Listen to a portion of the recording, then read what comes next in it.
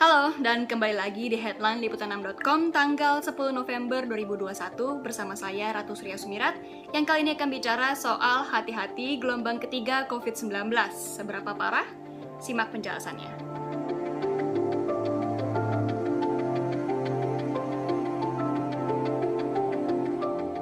Kasus COVID-19 di Indonesia sedang rendah dengan rata-rata tambahan kasus harian di bawah 500. Rate infection pun hanya sekitar 0,4%, tapi ini bukan berarti kita boleh terlena. Ancaman gelombang ketiga COVID-19 masih ada, terlebih sebentar lagi ada libur Natal dan Tahun Baru, dan berkaca pada pengalaman tahun sebelumnya, terjadi peningkatan mobilitas pada masa liburan itu. Saat ini saja, di mana kurang lebih 1,5 bulan sebelum libur Nataru, mobilitas masyarakat sudah meningkat. Masyarakat diimbau untuk mewaspadai kenaikan mobilitas yang berpotensi meningkatkan lonjakan kasus COVID-19. Apalagi ada sejumlah kabupaten atau kota di Jawa dan Bali yang tingkat vaksinasi COVID-19-nya belum mencapai target. Menteri Kesehatan RI Budi Gunadi Sadikin pun sudah mewanti-wanti mengenai naiknya kasus COVID-19 di Indonesia.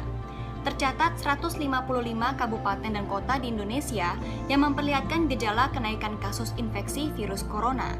Dari wilayah yang kasus COVID-19-nya naik, Presiden Joko Widodo pun memerintahkan Budi untuk memberi perhatian lebih pada 5 provinsi, yakni DKI Jakarta, Jawa Barat, Jawa Tengah, Jawa Timur, dan Kalimantan Timur.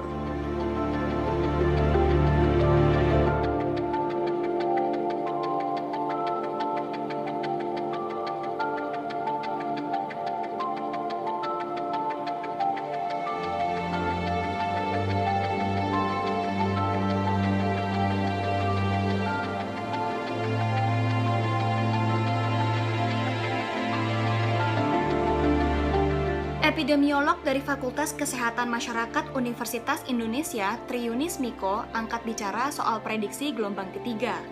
Dia mengatakan, jika gelombang ketiga COVID-19 terjadi di akhir 2021, maka jumlahnya tak akan sebanyak saat gelombang pertama menghantam Indonesia.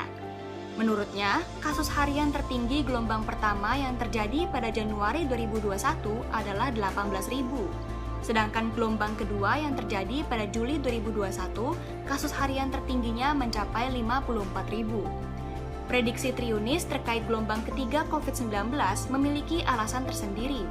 Alasan pertama, saat ini banyak kasus yang ringan akibat banyaknya orang yang telah terinfeksi pada Juli.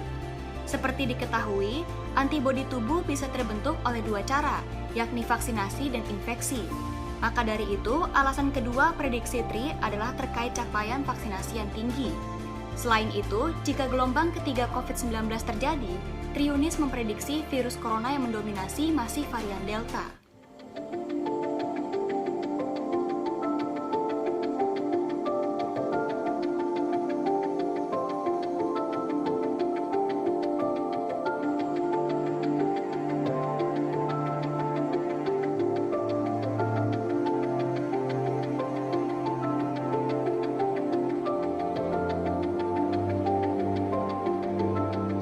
Kementerian Kesehatan berupaya mengantisipasi gelombang ketiga COVID-19 dalam menghadapi Natal 2021 dan Tahun Baru 2022.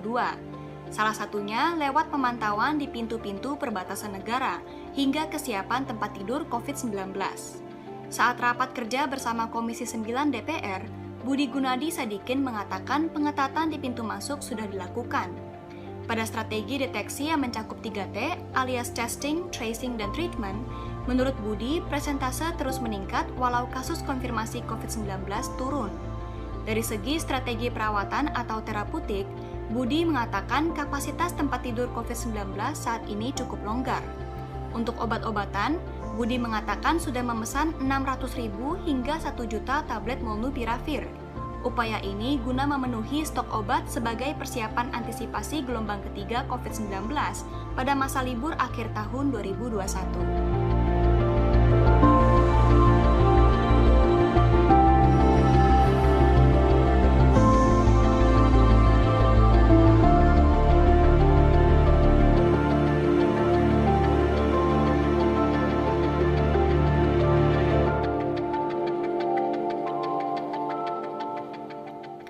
Strategi Kemenkes lainnya adalah menggenjot vaksinasi COVID-19. Budi berharap pada akhir tahun ini Indonesia bisa mencapai angka hingga 300 juta suntikan. Sementara itu, Ketua Satgas Penanganan COVID-19 Ganip Warsito menegaskan pihaknya konsisten menerapkan pembatasan mobilitas. Pembatasan ini ditujukan kepada pelaku perjalanan dalam dan luar negeri. Menghadapi liburan Nataru, epidemiolog FKM UI Triunis Miko menghimbau masyarakat untuk tidak berkerumun. Bepergian diperbolehkan, tapi tidak disertai pengabaian protokol kesehatan. Masyarakat tidak dilarang untuk merayakannya, namun perayaan tersebut bisa dilakukan dengan aman, yakni dengan keluarga masing-masing di rumah. Sekian headline liputan6.com hari ini, saya Ratu Surya Sumirat undur diri. Bye!